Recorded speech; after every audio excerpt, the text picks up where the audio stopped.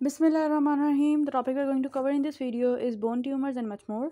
So give it a start. Bone tumors में classification is important. Bone के तीन parts epiphysis, diaphysis और metaphysis. Epiphysis में दो tumors जो most commonly होती है, एक तो giant cell tumor और दूसरा chondroblastoma. Chondroblastoma is one of the cartilage based tumor. Metaphyseal lesion में osteochondroma and osteosarcoma. Diaphysis में Ewing sarcoma and एडमैंटिनोमा के कोई कॉज नहीं पता. बहरहाल I want to emphasise on the fact कि इविंग सार्कोमा और ऑस्टियोसार्कोमा ये बहुत इंपॉर्टेंट ट्यूमर्स हैं. उनके ऑस्टियोसार्कोमा मोस्ट कॉमन ट्यूमर है बोन्स में होने वाला, और second most common is Ewing sarcoma जो मोस्टली बच्चों में होता है.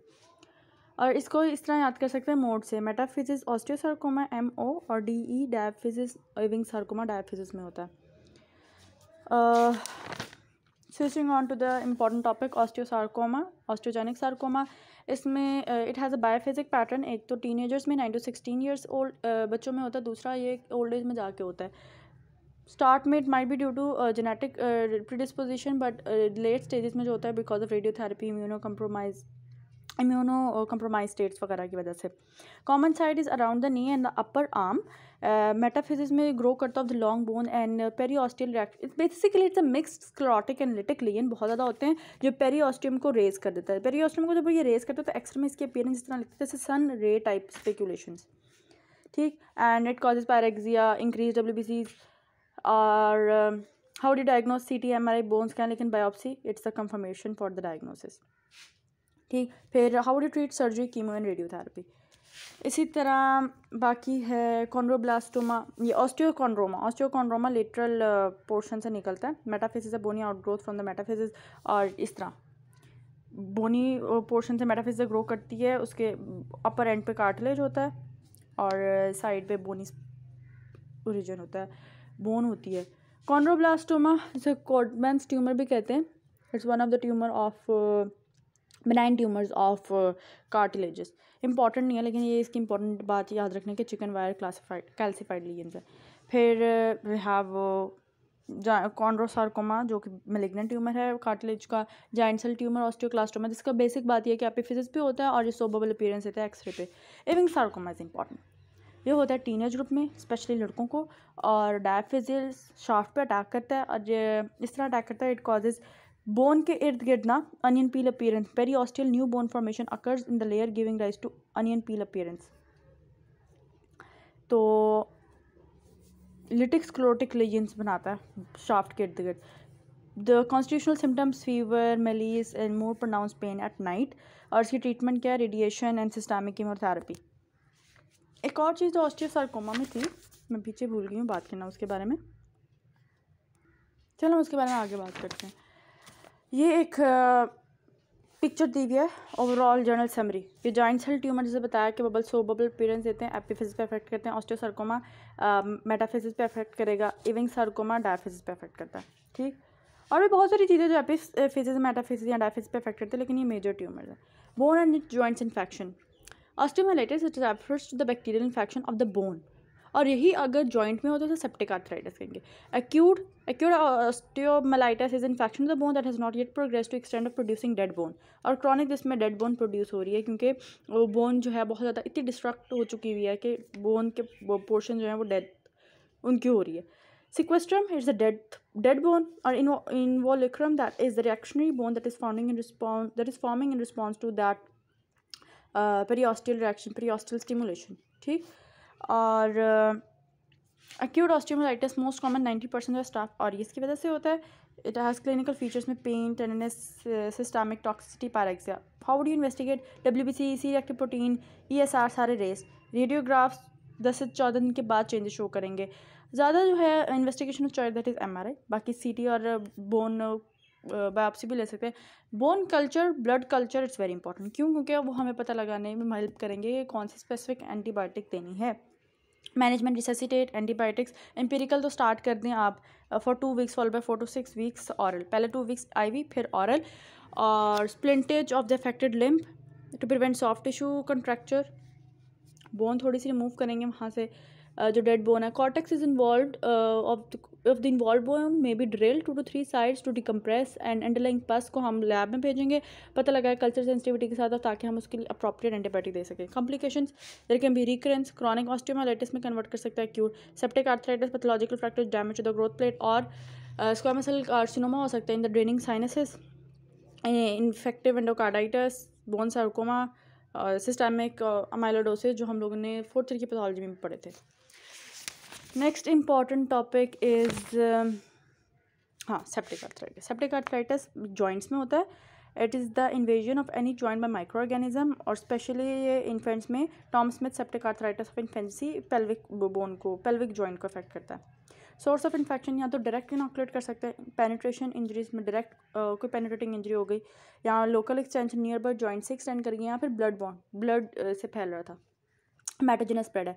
Most common organism staph, Neisseria gonorrhoea, staph aureus, Neisseria gonorrhoea, H influenzae, group B streptococcus and pneumococcus, and the child usually present with short history of single hot swollen and painful joint. और अगर यही hot swollen painful bone होती तो इसे acute osteomyelitis कहते हैं। ठीक, जो अभी हमने पढ़ा, एक्यूट ऑस्टियोमाइलाइटिस और एक्यूट सेप्टिक आर्थराइटिस में डिफरेंस ये जॉइंट में होता है, वो बोन में होता है। How do you manage medical management? पहले आप उसे 2 हफ्ते IV एंटीबायोटिक्स देंगे, फिर 3 से 6 हफ्ते तक आप उसे ऑरल देंगे। सर्जिकल मैनेजमेंट, यू वुड डिब्राइड, आप उसका वॉश आउट करेंगे सारी पस, और बेसिकली उसकी रिससिटेशन करेंगे।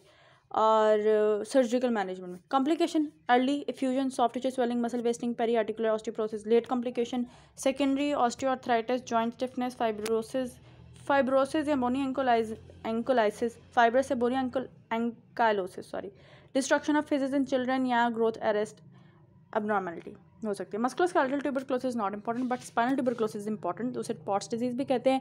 ये डिफरेंट रीजन को अफेक्ट करती है। अगर तो ये सर्वाइकल रीजन को कैरीज करवाए तो it presents with torticollis and rust sign. Rust sign क्या है कि लोग अपनी चिन को अपने हाथ से सपोर्ट करते हैं। थोरैकिक स्पाइन में हो तो it presents with the military attitude, और लंबर स्पाइन में हो तो उसे लॉर्डोसिस हो जाता है, लॉर्डोटिक एडरमैन्स गेट उसे कहते हैं। Okay, how would you treat it, यहाँ व्हाट आर द फर्दर, और क्या इसकी प्रेजेंटेशन है। ये बोन्स को, वर्टिब्रल बोन्स को अटैक करते हैं, स्पेशली एंटीरियर बोन्स को और उनकी इंटरवर्टिब्रल डिस्क को। तो collapse of the interior vertebral disc due to the destructive pathology may lead to ankylotic deformity, सारी बोन्स आपस में जुड़ जाएं। न्यूरोलॉजिकल डिफेक्ट, स्पेशली जिनको मिड थोरैकिक स्पाइन इन्वॉल्व होती है उनको it can lead to Pott's paraplegia. और इसको ट्रीट कैसे करते हैं, anti tuberculous therapy, bed rest, और इसके अलावा जिनको थोरैकिक स्पाइन का बता रही हूँ कि पॉट्स पैराप्लेजिया हो जाता है, उनको हम टेलर्स ब्रेस या anterior spine hyper extension brace भी देते हैं। फिर जिनको सर्वाइकल स्पाइन या सर्वाइकल ऊपर का बोन ऊपर के वर्टिब्रा में कैरीज हुआ है, स्पाइनल ट्यूबरक्लोसिस, उनको sterno occipital mandibular immobilisation brace, या फिर 4 post collar is use for cervical spine and halo vest for craniovertebral tuberculosis. The healing in the spinal tuberculosis occurs by fibrosis or bony ankylosis. Usually cold abscess, they are not drained until they heal well. और पहले anti tuberculous therapy से ही उन्हें treat करते हैं, और फिर बजाय कि वो खुद रप्चर करें, इससे बेहतर है कि हम उनकी ग्रेविटेशनल एंटी ग्रेविटेशनल मेथड से उनकी ड्रेनेज कर लें, क्योंकि नॉन हीलिंग साइनस बन जाता है कोल्ड एब्सेसिस में। पॉट्स पैराप्लेजिया में require surgical debridement and spinal stabilisation. Sports injuries, one of the deadliest injuries, especially muscle tears, तो इसमें important है, it's classified into sprain, partial tear, complete tear और re tear। sprain से ज़्यादा strain होगा muscles में, क्योंकि muscles tear करते हैं, strain is more linked to muscles। partial tear, complete tear या re tear भी होता है, यहाँ ligaments injure होते हैं, ligaments पे sprain होता है। और इसमें एक और इम्पॉर्टेंट है, वो एंकल इंजरी है। एंकल इंजरी इस तरह होता है कि फुट जो है इन्वर्जन हो जाती है। इन्वर्जन क्यों होती है? ई वर्जन तो होने से रही क्यों, क्योंकि मीडियल लिगामेंट जो डेल्टॉइड लिगामेंट मीडियल साइड पे लगा होता है, it's very very very powerful. एक ये मीडियल लिगामेंट और एक इलियो फीमरल लिगामेंट, ये बहुत पावरफुल लिगामेंट्स होते हैं बॉडी के। तो due to the inversion when the lateral ligament is complex fibula and talus, वो इंजर हो जाता है। इवर्जन भी हो सकती है, but it's less common. Diagnose किस तरह करते हैं क्लिनिकली और एक्सरे पे। एक्सरे पे हम अप्लाई करते हैं ओटोवा रूल। ओटोवा रूल ये है कि लेटरली जो लेटरल मेलियोलस पे 6 centimetre distally along the bony tenderness वहाँ पे, और पोस्टीरियर मार्जिन पे 6 सेंटीमीटर लेटरली, 6 सेंटीमीटर मीडियली। और फिर हम देखें कि इनएबिलिटी टू बियर वेट है, कि वो एंकल जो है at the time of examination, at the time of X ray presentation या at the time of injury बिल्कुल भी वेट नहीं डाल पा रहा अपने एंकल पे, तो ओटावा रूल फॉलो कर रहा है, तो उस पॉइंट पे हम लोग डायग्नोस कर लेते हैं कि एंकल इंजरी है, उड़ चुकी है एंकल। इसकी ट्रीटमेंट सारे all sorts of sports injuries की ट्रीटमेंट प्राइस है। PRICE P for protect, rest, ice, compression, elevation, और that's it for this chapter. Next we have peripheral nerve injuries, और ये आप रीड कर सकते हैं। Neuropraxia when the nerve is not working, axonotmesis में एक्सोन डिवाइड हो जाता है, न्यूरोटमिसिस में न्यूरॉन डिवाइड हो जाता है, जिसकी वजह से जब उसे रीजनरेट करना हो तो रीजनरेट करता है ऑब्वियसली, क्योंकि नर्व कट जाती है। वोलेरियन डीजनरेशन जो हम लोगों ने फिजियोलॉजी में पढ़ी थी उस पर है। आर्ब्स पैरालिसिस, जब या क्लम्की पैरालिसिस, आर्ब्स में वेटर टिप डिफॉर्मिटी, ये रेडियल नर्व इंजरी की वजह से। और फिर ये है, अच्छा एक चीज़ है फॉर्मेंट्स पॉजिटिव साइन।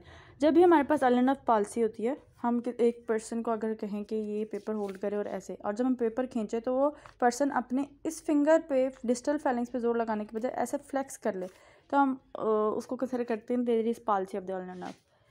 ठीक, and that's it।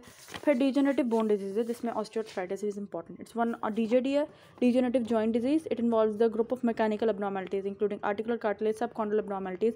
जो बोन्स बहुत ज़्यादा ओवर द टाइम यूज़ होती हैं, वो यहाँ जेनेटिक स्ट्रॉन्ग जेनेटिक कंपोनेंट हो, ओबीज हों, ओवर स्ट्रेस ओवर यूज़ की वजह से वो डिस्टल इंटरफेरेंजियल जॉइंट्स और प्रॉक्सिमल इंटरफेरेंजियल जॉइंट्स दोनों जो हैं वो ख़राब हो जाते हैं, और मतलब वियर एंड टियर ज़्यादा होता है। There is pain in the joint surrounding the muscle specially after movement, और एसिमेट्रिक जॉइंट मूवमेंट है that differentiated from the rheumatoid arthritis. How would you diagnose? History, clinical examination, X ray the investigation of choice.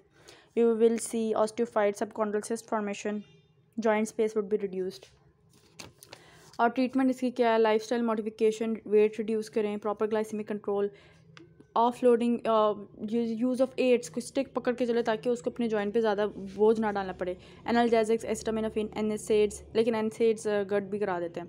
Corticosteroids, bone and cartilage synthesisers and also be used for help. Hyaluronic acid के जैसे injections लग जाते हैं। और next important thing, oh my God ये तो page ही भरा हुआ है, कार्पल टनल सिंड्रोम। एक है कार्पल टनल सिंड्रोम हमारे पास, जो कि स्पेशली एसोसिएटेड विद हाइपोथायराइडिज्म। ये मेडिसिन का क्वेश्चन। और Dupuytren's contracture specially associated with alcoholic cirrhosis. ये भी वैसे अल्कोहलिज्म के साथ एसोसिएटेड है, लेकिन ज़्यादातर इसे हाइपोथायराइडिज्म के साथ ही एसोसिएटेड रखते हैं। There is compression and ischaemia of the median nerve. Median nerve क्योंकि वो कार्पल टनल में फंस जाती है in layman language. It's associated with diabetes, obesity, alcoholism, but mostly hypothyroidism, thyroid disease, pregnancy, inflammatory arthritis. Patient presents with the complaining of tingling, numbness, और उसको थिनार muscle की wasting हो रही है। Patient also complains of being woken up by the night, क्योंकि बहुत ज़्यादा pen हो रही है, and it can be in the hand, and it can be relieved by letting the hand to hang out of the bed. Picking up objects, calming, carrying heavy objects become cumbersome. How to diagnose? By seeing the wasting of the muscle and nerve conduction studies can also be done. Treatment, local steroid injection, यहाँ अगर नहीं treat हो रहा तो surgically आप उसे इंसियन भी दे सकते हो, डिकम्प्रेस भी कर सकते हो। by releasing transverse carpal ligament can be advocated in resistant cases. So this is all about this unit. Jazakallah khair.